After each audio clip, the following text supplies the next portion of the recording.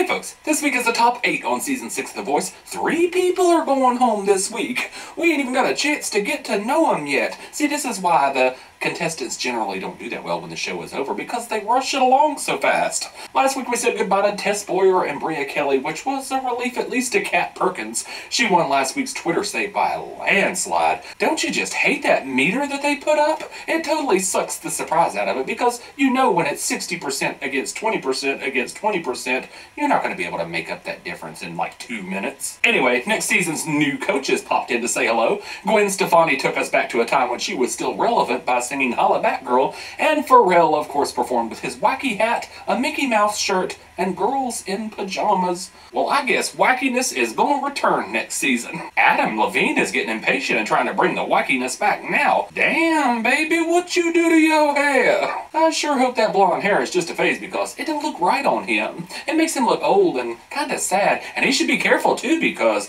now he's the only blonde voice coach, past, present, or future, that hasn't been recently knocked up. Well, Shakira was pregnant last year, and Christina's pregnant now, and Gwen Stefani just had a baby like a couple of minutes ago, so play it safe, Adam, because honey, at your age, it'll be a nightmare getting that body back right. Anyway, moving on to the performances. First of the night was Sisaundra Lewis. Sisaundra's mom showed up to watch her perform this week, and apparently it's the first time she's come to see one of her shows ever. Well, apparently she only likes gospel music, and I guess she just doesn't have any interest in hearing Sisaundra sing about anything other than Lord. Thank God Blake did not force her to sing a raunchy song like she did in the first round of battles. Poor mama would have dropped dead right there in the audience. Now, Sisaundra picked her own song this week, River Deep Mountain High, and it's a song that she ought to know like the back of her hand, since she spent years singing it with Celine Dion on tour, and so because of that, I guess I was kind of expecting it to be otherworldly, but it turned out to be just okay. I mean, it was good, but it was predictably good. I think Sisaundra would probably do better to find songs that aren't already in the stratosphere and then take them there, but I mean, we've already heard Celine Dion and Tina Turner sing this song. What you gonna do with it? So yeah. Her mama didn't seem all that excited about it though. Maybe she was showing too much leg. Mama's gonna scold her for showing the world her business. But anyway, I think Sisaundra could be in trouble this week. Going first of the night with a song that most people don't really care about. I mean, it's the lowest ranked out of all of the top 8 on iTunes. But I think if anybody could put on a show for the Twitter save, it's Sisaundra. Next up is Josh Kaufman. Usher took Josh into the studio to prepare him for his performance this week, probably because he was busy recording his next record, and I guess he just didn't want to be bothered to go all the way to the voice set just for one contestant. Another song he gave Josh this week was I Can't Make You Love Me. Well, you can't make me love that song, that's for sure. Well, I don't hate the song, really, but there's just so many pretty, tender songs in the world. Why do they always gotta turn to the same ones? I don't know, but I was totally bored with the song choice. Josh sounded lovely, and he gave a nice, believable performance, but I just can't get excited about that song. And I wasn't feeling the Ralph Burley old man costume either. What with that loud jacket? I know you're one of the older contestants, but that don't mean you gotta dress like somebody's great-grandpa. Josh is gonna be fine this week, though. He cracked the top 10s on iTunes. I'm a little bit disappointed by that, actually, because, I mean, I don't want Josh to go home, but as long as people keep buying these same old songs, the contestants are going to keep singing them, and I don't like that, but what can you do? Next up is Kat Perkins. Of course, Kat got the Twitter save last week, so this week she wanted to have a breakout moment, and Adam says that she is going to be the one to defy the odds not to go home the week after getting saved, and he says that she's going to make it all the way till the end. Ha! Is he for real? We all know it's only a matter of whether she goes home this week or next week, but if he thinks she's going to come close to the finish line, man, I guess that hair dye must have seeped down into his brain or something. But anyways, Kat's song this week was Get Lucky by Daft Punk and Pharrell, and she was like intimidated because Pharrell was in the audience. Honey, he ain't there for you. Okay, so I'll start with the positive. It's different from what she's been doing, and I saw a little bit more potential for Kat to be more aggressive rock than she has been before, what with her tossing the mic stand around, and I like that. Okay, so now on to the not so positive. First off, honey, them white girl cornrows on the side of your head, no. Second, the drama. Well, what with the wagging your finger in the sky and doing all this and no. And finally, the song just wasn't that compelling. It's doing okay on iTunes though, so maybe she will get lucky and survive one more week. But I think it could go either way, especially with 3 people going home this week. Next up is Kristen Merlin, the sole survivor of Team Shakira. Her song this week was I Drive Your Truck by Lee Brice.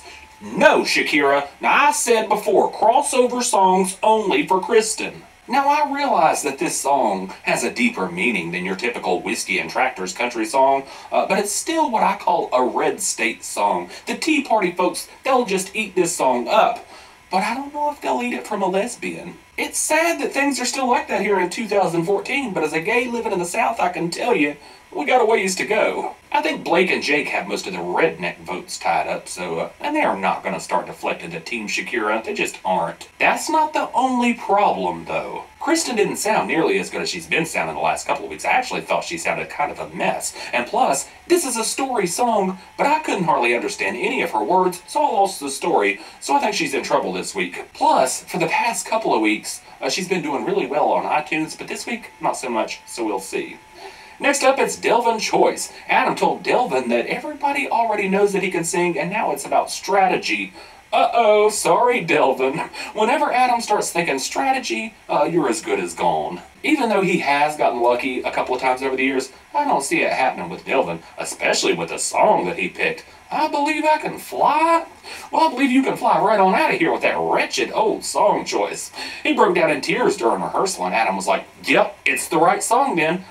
Maybe he was crying because he realized how horrible the song is. Maybe he did a decent job with it, but with this song, I can't even bother to pay much attention, so I wasn't going to like it regardless of what he did. The coaches all pretended to like it, but Adam basically said he doesn't care if Delvin goes home this week, so I don't care either. Next up is Audra McLaughlin. Blake says that she's the one making the biggest strides because whenever he reads about the show, she's the one people are talking about. And apparently he ain't reading the same places I am because they aren't always saying good things about her, but whatever. Audra's song this week was Forgive by Rebecca Lynn Howard, and I had never heard of that song or that person before, so I don't know if it was a great song choice, but at least she didn't butcher a song that I like she did last week, and so I think it was better than last week. Of course, I don't know how it could have been any worse, but all of her performances, they just feel so gloomy. I don't know if it's the songs or just the way she sings them, but I don't like it, so I think Audra's in trouble this week. Next up is Jake Worthington. Jake's allergies were acting up this week. Oh, I just bet they were. Notice whenever people get sick on these shows, it's always when they're singing something outside of their comfort zone. It feels like a disclaimer that says, this is going to be a hot mess, but here's why. No, I knew it was going to suck just from the title alone. Hillbilly Deluxe? No thanks, it's a bit too country for my liking, but I'm sure the Hillbillies probably enjoyed it. And the last of the night was Christina Grimmie. She was apparently in tears after last week's results show because her two best friends went home. Well, so what? You didn't. Boo freaking who? You didn't expect to be co-winners, did you? No, actually, that might be a very good strategy. Make friends with the other contestants, so when they get to axe, they'll go on Twitter and be like, "Vote for my bestie!" Very clever. Anyways, the song Adam picked for Christina this week was How to Love by Lil Wayne, and I hope this isn't a permanent strategy to have her flipping rap songs into pop songs, but for a second week in a row, it did pay off. I actually thought the first 3/4 of it was really good. It's when she doubles over and tries to take it into the stratosphere that it starts to get hit and miss. She usually overdoes it toward the end, and this was no exception, but she's in the iTunes top 10, so she ain't going nowhere this week. So that's it. Christina and Josh are the only ones to crack the top 10 on iTunes, and I think we can safely say at this point that they are the only two that stand a chance of winning. What with this super short season, there's just no chance for anybody to catch up. One person out of the bottom 4 this week will get the Twitter save, and if we're going by iTunes ranking, which is generally pretty accurate, then the bottom 4 will be Sisaundra, Delvin, Audra, and Kristen. And if that's the case, I don't see how anyone other than Sisaundra gets the Twitter save, but we'll see what happens. I'll see you folks next time.